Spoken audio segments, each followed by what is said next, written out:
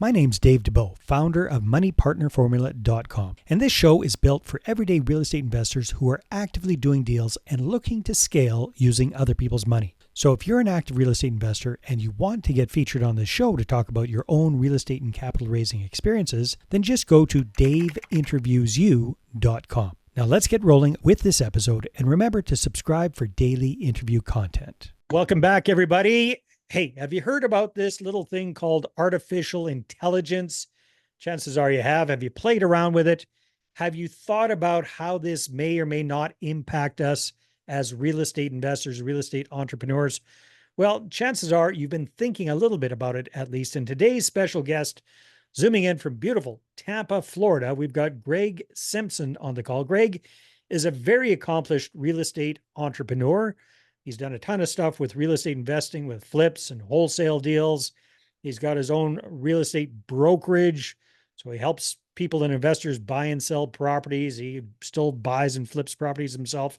He's into the whole software side of things as well. And we were talking a little bit off camera, and the thing he's really been dialing in lately is this whole artificial intelligence thing and speed to lead. So Greg, welcome to the call. Can't wait to jump in. Yeah, thanks for having me, Dave. Appreciate it. All right, my friend. So before we jump in, can you just give us like a big picture snapshot of what you and your multiple real estate businesses and tribes and associations kind of look like? Just not too much in depth. Just give us a big picture overview of what you do. Sure. The easiest way to put it is that we've always kind of strived to be the one-stop shop. So we've always been, working on building the empire, if you will. And so that has started off with wholesaling and fix and flipping. That's turned into the brokerage, which turned into potential franchising of that in the near future, as well as really diving into, owning rental properties for the cash flow, which is very hard to do in Tampa. So we have a pretty niche way of doing that. But yeah, I have really personally pivoted tremendously into the software and the AI aspect of things in the last probably 8 months or so, really diving into. Obviously, I've been paying very close attention for a few years now since GPT was introduced to the world. But yeah, it's just, we try to build it so that way we have the multiple streams of income and allows us to pivot easily with the marketplace. As well as it shifts, we can move from one strategy to the next and dive into that a lot easier than if we were having to start everything from scratch anytime the market shifted, which was hugely beneficial when we had the rate spike happen in 2022. So yeah, we kind of just have built it to where it kind of, I don't want to say recession proof because nothing is, but as much as we could do it. Okay, so let's zoom out about the whole AI thing, Greg, and pretend you're talking to a really kind of slow 13-year-old, extra slow 13-year-old, because most 13-year-olds get the AI thing. But better yet, explain it to a pasty-faced, middle-aged white dude. Sure. How did you start thinking about AI and real estate, and what part of your real estate business does this really kind of apply most to? Sure. So it's a long story, but I'm not going to go too deep into it because we don't have all day here. Yeah. But essentially, it's always been, I have noticed the biggest struggle that most real estate agents and investors struggle with is lead management.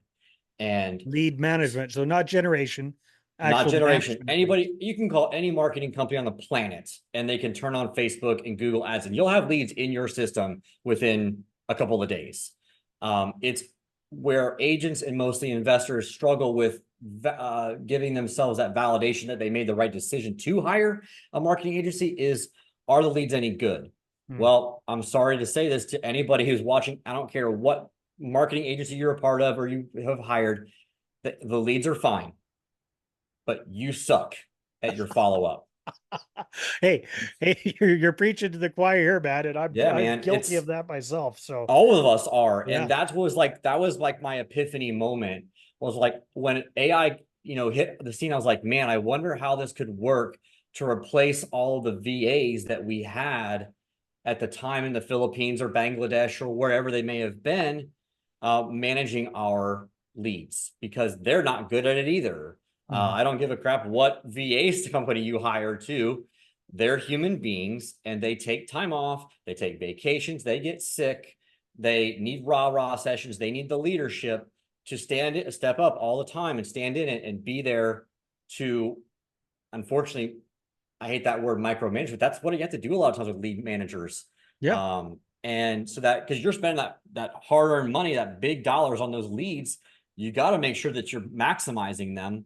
And what happens is typically an agent or investor gets that lead. The lead goes, nope, not interested. And they go, okay, fine, done. Done. Leave them Yeah. alone. Well, that's even if they talk to him in the first place, because a lot of investors, they're busy. They're out there flipping the house, or they're out there looking at the next house, or they're, talking to their agent or whatever things they're busy, right? So the lead comes in while they're doing those things, that lead just died. Yeah. Because speed to lead is the most important thing in leads these days, because we live in the microwave society that we are, where if you don't touch that lead within 5 minutes, you're done. They're moved on to somebody else, Wow. or, it's he or she who gets to them first wins, because you've built that instant rapport with them. And that's where I was like, man, I wonder if we could do this. So that was always in the back of my mind. And then about 8 months ago, I started really looking into what could we do. And it wasn't quite there yet, but I was like, I'm going to start getting there. And then about 2 months into my journey of like starting to build this, they released, GPT-4. Yeah. And wow, what a huge difference from 3.5 to 4 was. And if you don't know what that means, it just means a different model, a newer version of it. It's the newer version of the Cadillac. Okay. And it allowed us to. And now the 4.0 or whatever the heck it is even more insane, because you can show it pictures and it's use it on insane your at this phone and point, and talk it's to only it. going to get crazier, right? Yeah. But the idea was like, how can we leverage this? Because VAs are expensive. I know that they're $4, $5, $6 an hour. That's not a lot of money, right? But when they aren't doing their job, and you have to keep training them when you aren't over and getting any over and over results, again. it still adds up pretty quick. Right. And so I was like, how can we get this speed to lead thing really happening and actually have a real conversation with a lead to convert them into an actual motivated seller, or a motivated investor buyer, or a listing, or, your traditional retail buyer? How can we do this and not sound robotic? Because that's the biggest not complaint sound that like a everybody says. chatbot, right? Right. And that's okay to a point, depending on the role that it may have in your company.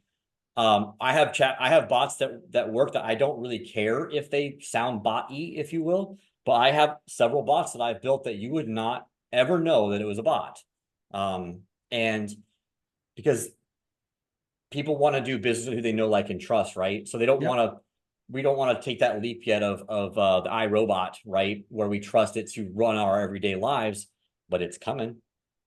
And if you're not willing to get on the train right now, in a few years, you will be left behind, and people like me, or people who hire me and my companies to build these bots out for them, will, well, maybe walk us through an example from not a realtor perspective, a real estate investor perspective, and kind of paint a mental picture for me how this actually works.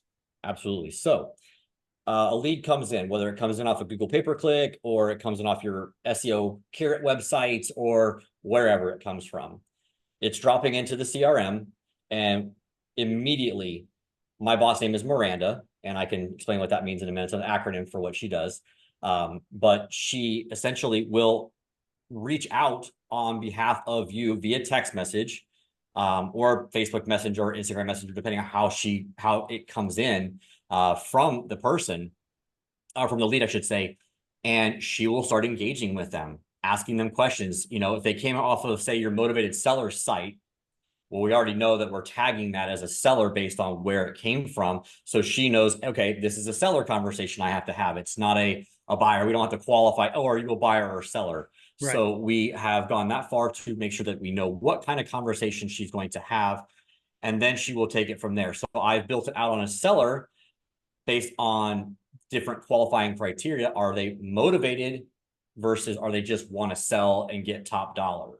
And before I even put it to a listing, though, or send it off to one of my agents, I'm asking if they'll take a creative offer instead of cash if that number doesn't work. So she will literally have the entire conversation from the point that they come in the system to the point where they are booking an appointment on my calendar or my team's calendar to take it to the next step of, are they seriously serious about selling their house? So she'll ask them all the questions like, actually I'll pull them up as we're talking here, but essentially, she's going to ask them, asking price, condition of the property. She's going to ask, she's going to do, see here. Where'd she go? She's I don't know going if to you ask want to, I don't know them, if you want to share your screen. not particularly. Yeah. But so she's going to ask them, what their motivation is, how fast, if this, and she asks obviously in a way that it's conversational. It's not robotic. It's like, if everything lined up today, how fast would you be looking to sell and move on? And we have them get us a little bit about the property, like what kind of features it may have, a pool, a garage, etc., stuff like that. Number of bedrooms and bathrooms if they don't already. But if the thing is, it's funny, is like if it'll ask how many bedrooms does it have, or they tell us about the house, right? If they tell us in that conversation, it doesn't then go, okay, how many beds and baths? Because they already told Okay, so us. that's what I was wondering, because this is sounding awfully botty up until this point, Mm-hmm. until they answer with a little bit of a curveball, and then this thing is intelligent enough to Yes, pick up on that. because Is we that what I'm trained her to understanding? say, if the person says any of these different things, it's automatically updating the field inside of the CRM to say how many beds and baths, how many square foot. If they tell us at any point how many, so we're not asking redundant questions. If they tell us the roof needs to be replaced right out of the gate, because a lot of people, when they're motivated, they'll tell you everything about the house, right? Yeah. And so she'll jump right in and she'll just start adding all that stuff automatically. She'll ask if it's, are they living there? Is it, rented, vacant, whatever. Yeah. And then based on the asking price, depending on where you may get your data from, if we don't have the data, it's not to disqualify it. But if, let's say, you're uploading a list from PropStream or PropWire, they give you that estimated value. Right. Well, if they're asking above that estimated value, it's automatically disqualified for a cash offer. It goes right into asking would they take a terms offer. And if not, then it's going to go, then the next step is to take it to a listing and go through all those things. But we have it to, if they're 30% under that estimated value, which is basically the Zillow value, which is pretty much what everybody does. Mm-hmm. If they're at least 30% less, it qualifies for the cash offer. And she'll try to make them, not an offer, get on a calendar booking to say, all right, let's talk to our purchasing team, because it sounds like you'd be a great fit for one of our cash offers. Very cool. Bam. So it takes that 10-minute conversation that every one of your VAs is having off of their plate. Supposed to be having. We're supposed to be having. Good point. They're supposed to be having with all these leads that are coming in, whether you're outbound or inbound, and it takes that off their plate. So, but the other crazy part is that Miranda can have more than one conversation at a time, because she's not limited to just answering one person manually texting back and forth or messaging back and forth, depending on where they're coming from again. So the biggest issue I had when I first got into this, though, is that it was not a good way to build out text messages for this. Everyone was like, oh, I got chatbots on my website for this. Great. Yeah. Everyone knows that's fake. When it's a text, they have a hard time telling it's not a real person, because people don't realize there are text bots out there for any business that you can train to act as a person, essentially, and bam, now you've got a qualified lead that now gets tagged as qualified, books an appointment, and now you know that person is hot. And obviously it's transcribing all of that conversation and summarizing it, so that when you're jumping on the call, you know what's going on. So you can have an offer pretty much ready to go. How close, just an interesting tangent for me anyhow, how close are we to getting voice? Not close enough for me to sell it yet. No. Probably another year or two, realistically. I mean, everyone says it's coming sooner than that. I disagree. I use it, but it ain't great. Like I would not feel comfortable. Like if you're one of your listeners found me and was like, hey, I want to buy an AI voice, I'd be like, nope, not doing it. I'm not ruining my reputation yet for that stuff. It's got to be a little bit more talented, but it's working beautifully. Working beautifully. Social media, direct messages, and more importantly, the text message stuff. And so we have it. Even so, what we also have built out is like, we've got our phone numbers everywhere, obviously. Or if you're in the middle of a texting conversation or anything, where we have it set up to pretty much almost instantly go to voicemail if they call or lead calls. And instead of obviously taking the inbound AI, letting the voice talk to them, we just hit them right back with the text. Hey, I'm sorry, we're tied up right now. How can we help you?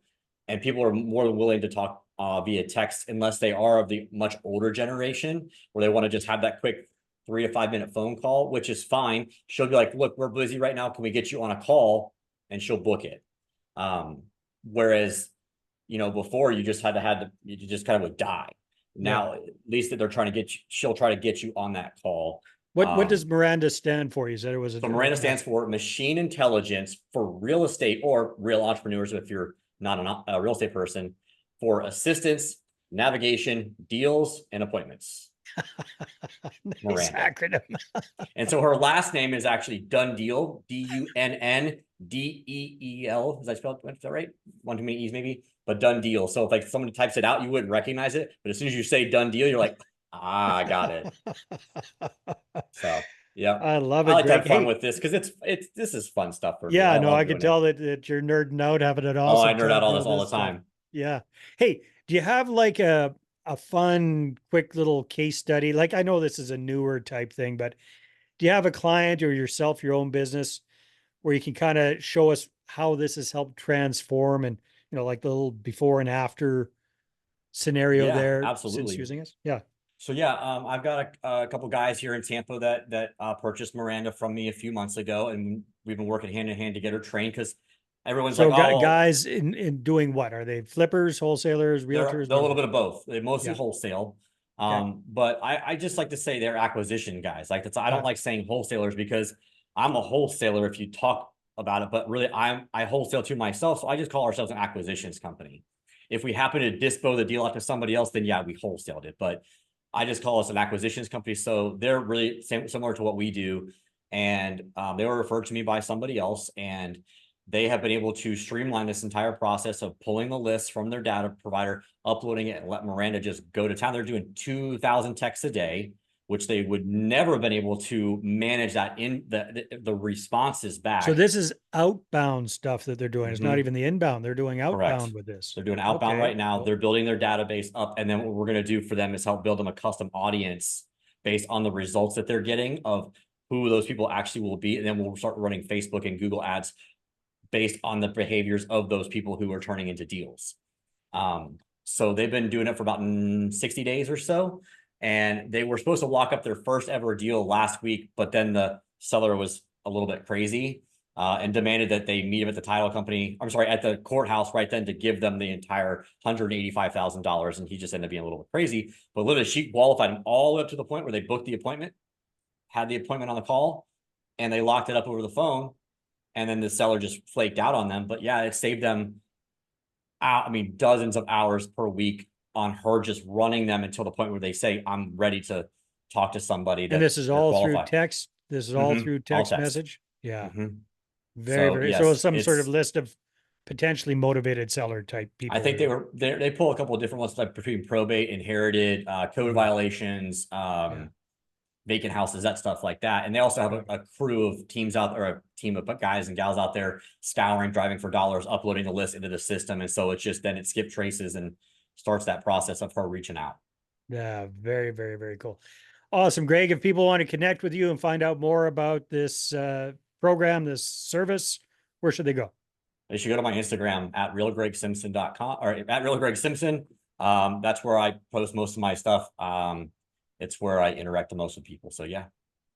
Awesome. Very cool. Well, hey, keep up the good work. It's always fun chatting about what's new and exciting. And I see huge value in what you're doing. And once they get the whole voice thing dialed in, that's going to be super crazy, because then Miranda can make calls for you too. So, yep. Well, the FCC won't let you do cold calls yet, but they will let you do calls if they come in to call back. Well, so yeah, that's huge. That's the next thing though. Yep. It'll be here soon enough. Very good, Greg. Well, thanks very much. This has been a lot of fun. Yeah. Thanks, Dave. All right, everybody, take care, and we will see you on the next episode. Hey there, I really hope you enjoyed that episode. And as always, if you want to listen to more daily interview content, make sure you subscribe. And if you're an active real estate investor and you're doing deals and you'd like to get featured on this show, then just head over to daveinterviewyou.com. Now, at moneypartnerformula.com, we help real estate investors to create a process for predictably getting capital so they can do more deals without relying on hard money lenders or the banks. We do this by building them a private capital marketing system. Now, if you want help turning yourself into a big money capital attraction machine, then book a call with our team to see how we can help. Just visit moneypartnerformula.com to find out more. All right, take care, and we'll see you on the next interview.